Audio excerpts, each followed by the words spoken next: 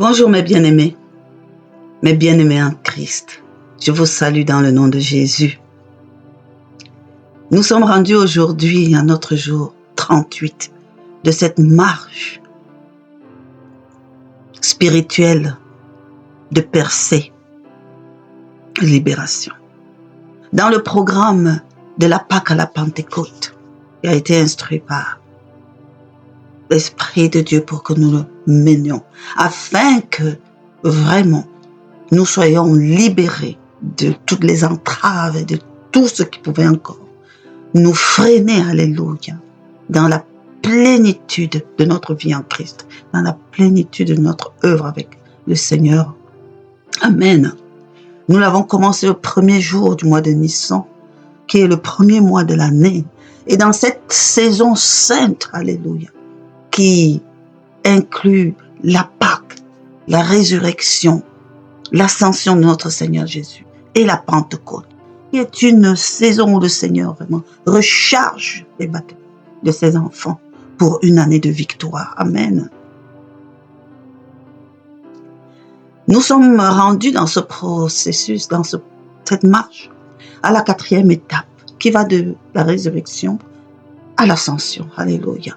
Et nous sommes vraiment dans la marche dans les pas de notre Seigneur Jésus,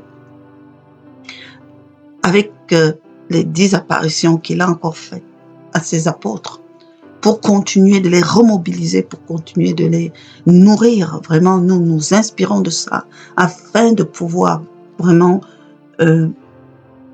prendre pour nous, alléluia, toutes ces instructions que le Seigneur Jésus a encore libérées avant d'être enlevé sous les yeux de ses apôtres. Amen.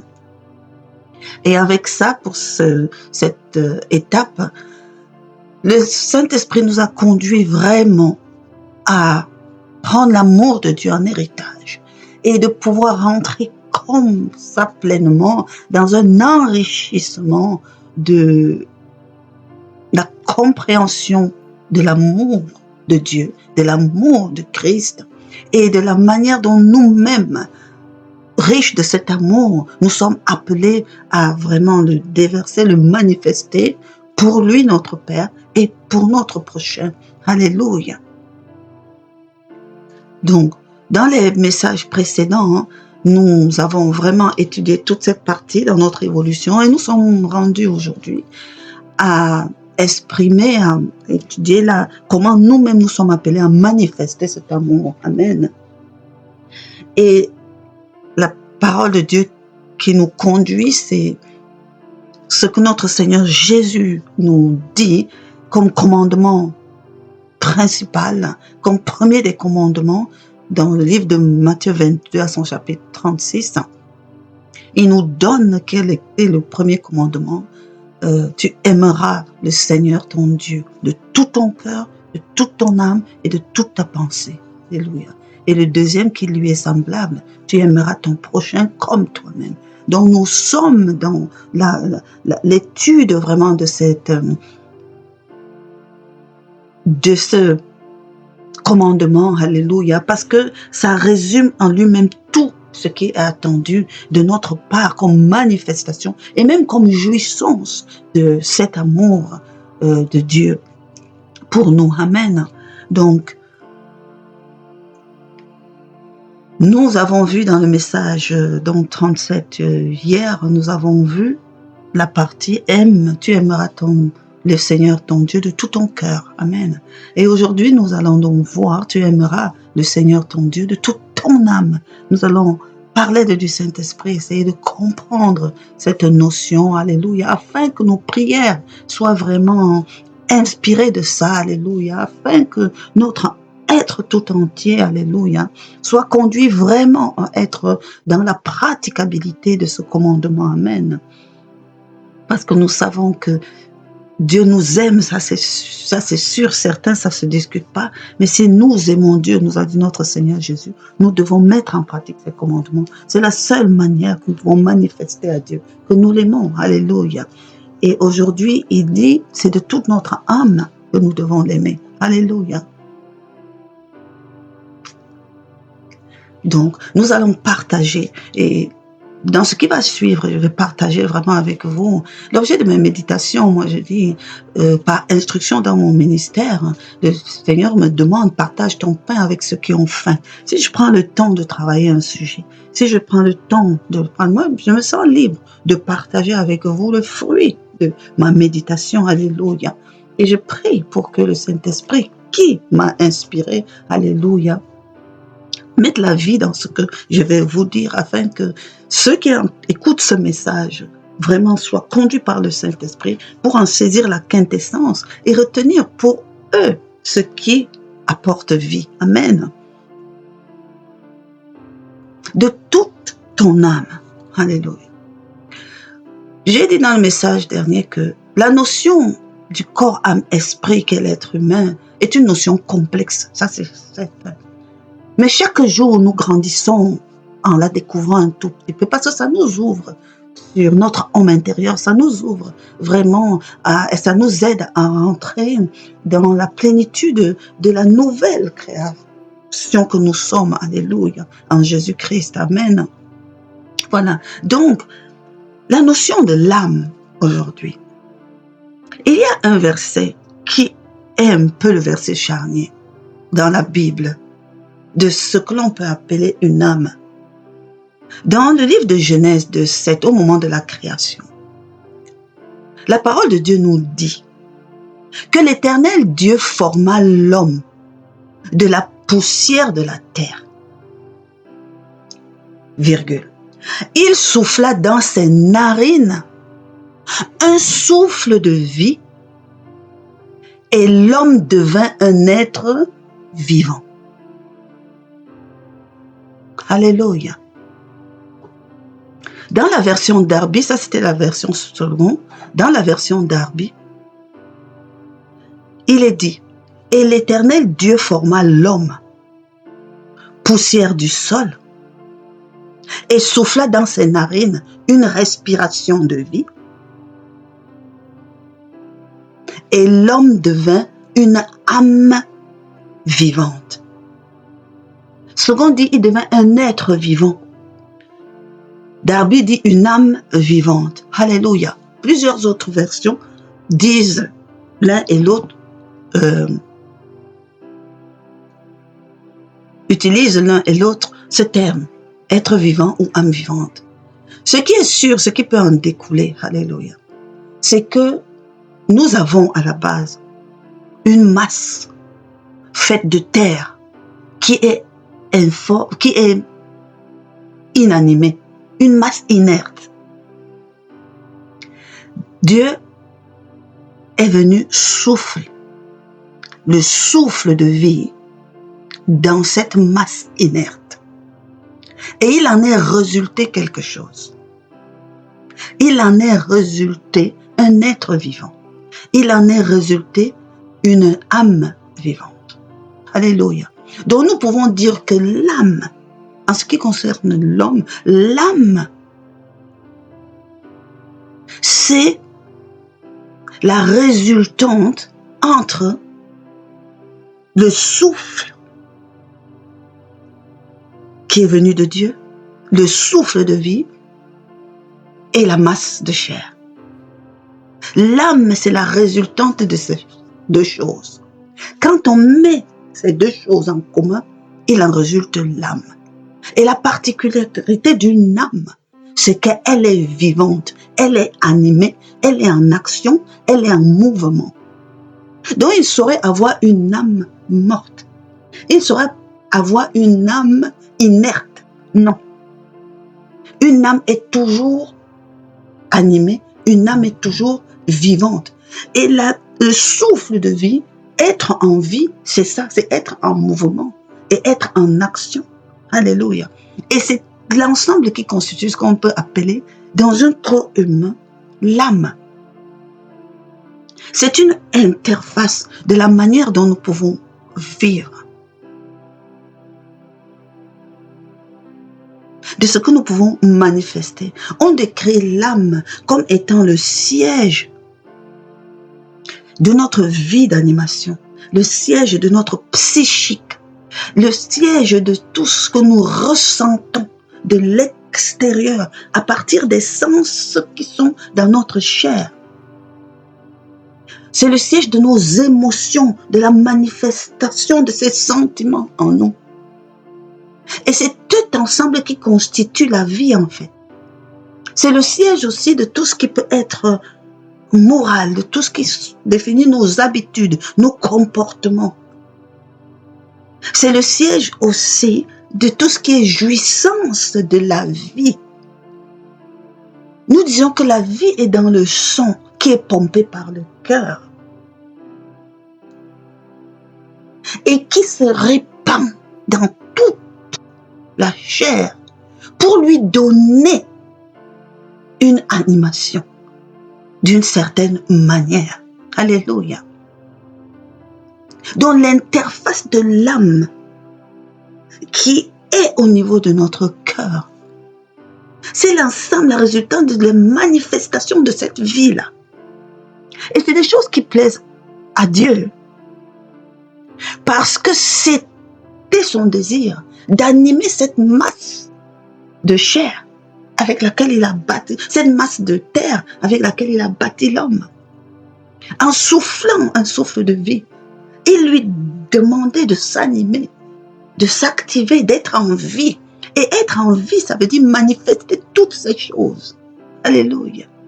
Bouger, marcher, etc. Qui sont physiques, corporelles, émotionnelles, sentimentales, morales, comportementales. Toutes ces choses caractérisent la vie de l'être humain. Amen. Mais ce qui est important, c'est que il faut noter que toute cette animation de la vie est la résultante de deux choses. Une masse inerte et le souffle. Et d'une influence extérieure. Nous allons y revenir. Il est important de constater cela. Parce que si l'âme, notre âme dans son ensemble, est la résultante de la fusion entre un souffle extérieur et la masse inerte, non seulement pour le mouvement et l'animation, l'âme relate et met en action ce qu'il ressent. Si tu es animé d'un sentiment d'amour, par exemple, ou de joie, ça va commander une action du corps qui manifeste la joie. Ça veut dire si à l'intérieur ton âme manifeste la joie, ton visage et tes muscles vont manifester cette joie en action par un rire, par un sourire, par une danse. On dit on saute de joie. Mais si par exemple c'est le contraire, tu es triste, ton visage, tes muscles et ton être vont manifester cette tristesse par le fait que ton visage sera fermé, par le fait que tu vas te taire, par le fait que tu vas te replier sur toi-même. Et c'est valable dans beaucoup de sens. Si ton âme manifeste la colère, ton corps, c'est-à-dire cette masse qui lui est attachée, va exprimer de la colère. Tu vas crier fort. Tu vas être violent avec tes mains. Tu vas taper, tu vas prendre, etc.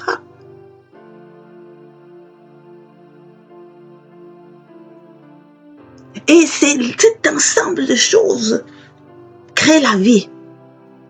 Ce qui est important pour nous de comprendre, c'est que là, ça définit la manière dont nous réagissons aux choses et aux situations. L'âme en elle-même, elle n'est pas réfléchie. Elle est intuitive. Elle a des réactions qui sont spontanées. Elle est subjective. Elle ne fait pas de préférence.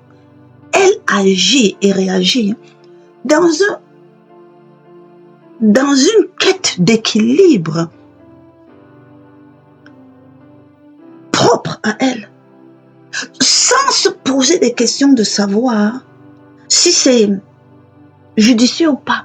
Parce que l'âme n'est pas dans la réflexion. L'âme n'est pas du tout dans ce n'est pas sa nature. Elle essaie de manifester et d'exprimer, de faire en sorte que cette masse de chair s'exprime de la façon qui s'impose à elle.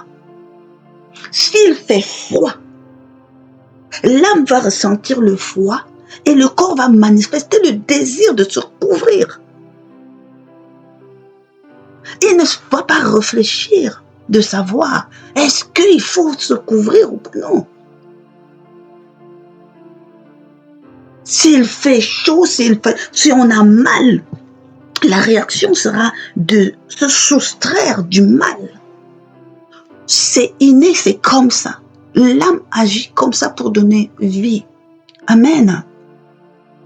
Mais ce qui est important, c'est que dans le sujet qui nous interpelle, toutes ces choses, tous ces sentiments, Dieu n'est pas con.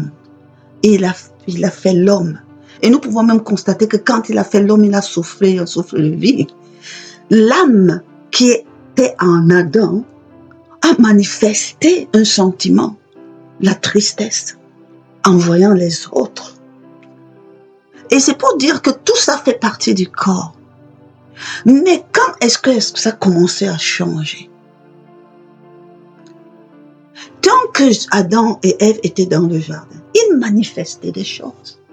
Alléluia.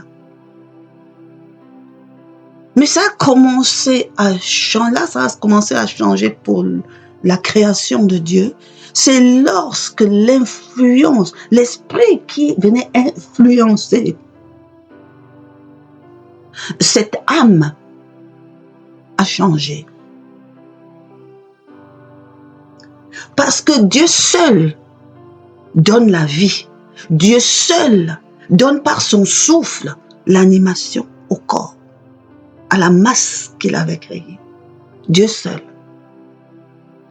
Mais l'Éternel aussi, parce qu'il avait donné ce souffle, était en influence par son esprit de l'âme qui était en Adam, jusqu'à ce que Adam ait désobéi et a mangé du fruit de la connaissance du bien et du mal. Il a mis en disposition, il a activé en lui le libre choix. Et à ce moment, il devient responsable. Mais à ce moment, il permet aussi à d'autres sources d'influencer son âme. Dont l'âme qui est en l'homme et qui est toujours irréfléchie peut subir l'influence d'autres influences spirituelles qui vont donc induire une qualité d'âme. C'est-à-dire la manière dont la vie va s'exprimer en l'homme va dépendre de l'influence de l'esprit que l'âme subit. C'est important parce que Dieu a retiré son esprit. Quand Adam a péché, quand il les a chassés du jardin d'Éden, il leur a laissé le souffle de vie, mais pas son esprit. Et à ce moment, Adam et Ève étaient ouverts et sujets à l'influence d'autres esprits, notamment l'esprit du malin. Mais même au jour d'aujourd'hui, on peut être soumis à plein d'esprits. L'esprit du monde, tout simplement. L'esprit de l'homme en lui-même. La Bible nous enseigne sur tous les esprits. L'esprit de l'occultisme, de tradition, l'esprit des ténébreux. Il y a tellement de choses qui peuvent influencer.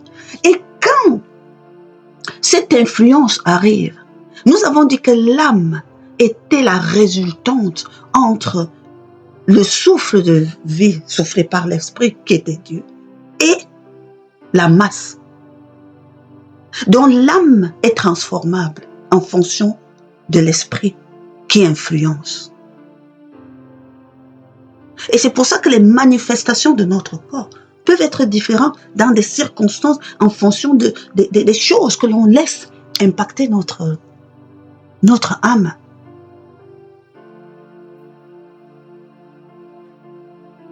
Alléluia.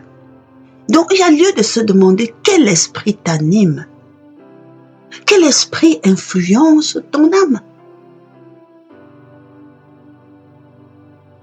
quel esprit influence la qualité, ta manière de vivre, ta manière de faire les choses. Amen. Donc lorsque la parole de Dieu nous dit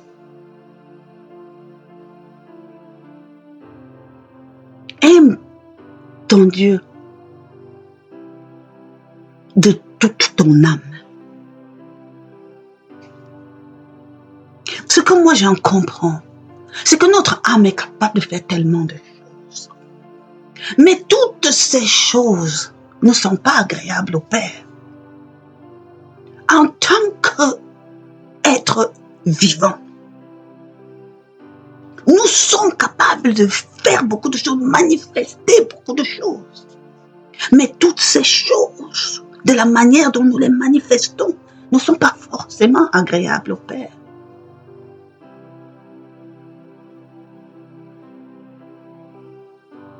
Donc, aime ton Dieu de toute ton âme. Moi, je comprends que cela veut dire, il s'adresse à cet être humain qui est sa création.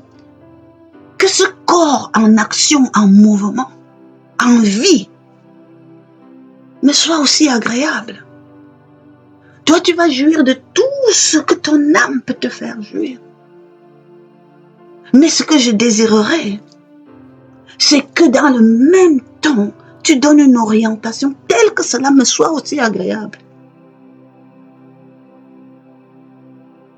Que les choses qui te plaisent, que les choses sur lesquelles tu te focalises, que les choses qui te comblent, te motivent, me conviennent aussi, me plaisent aussi. Alléluia. Cela suppose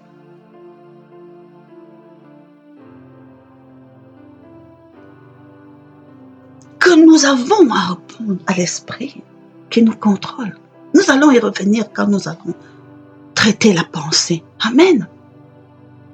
Le désir du Père est là. Jésus-Christ nous instruit. Aimez le Seigneur votre Dieu de toute votre âme. Ne laissez pas l'animation de votre vie lui être désagréable. Alléluia. C'est ainsi que David pouvait le dire. Vraiment, David est prolifique dans ces choses. Ça ne m'étonne pas que le Seigneur ait dit de David qu'il était l'homme selon son cœur. C'est-à-dire les choses qui plaisent au cœur de l'homme. Parce que moi j'ai constaté à quel point David disposait son âme à l'Éternel. Il dispose son âme à l'Éternel. Il commande à son âme de louer l'Éternel, de prendre l'Éternel en priorité. Alléluia. Cela ne veut dire pas que David a cessé de vivre. Non, David dans sa vie commande à son âme l'orientation qu'elle doit prendre. Et dit, Éternel, j'élève à toi mon âme.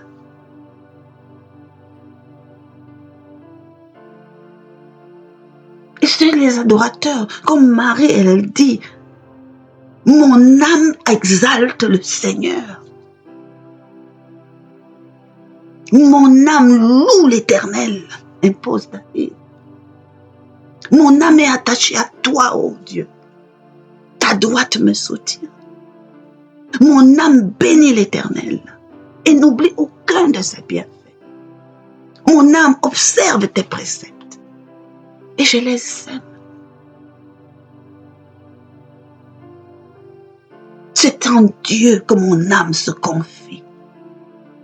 De lui vient mon salut, c'est en lui que je me confie. C'est une préférence, c'est un choix Alléluia. Nous savons que l'âme en elle-même n'est pas réfléchie.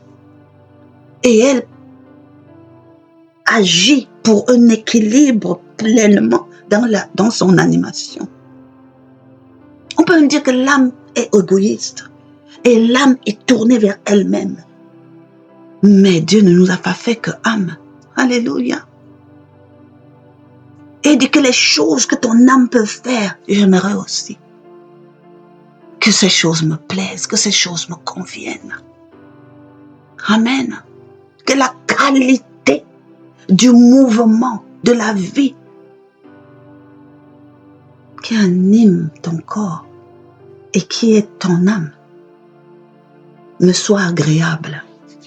Aime ton Dieu de toute ton âme. Alléluia. La priorité est donnée aux choses qui plaisent à l'Éternel. Amen. Gloire à Dieu. Gloire à Dieu. Te bénissons, ô Père. Parce que tu as fait les choses pour réjouir notre âme. Ô Seigneur, que mon âme te soit élevée. J'élève mon âme, ô Père éternel. Que ce soit agréable. Quel que soit l'état dans lequel est mon âme. Ô Dieu, c'est à toi que je me confie.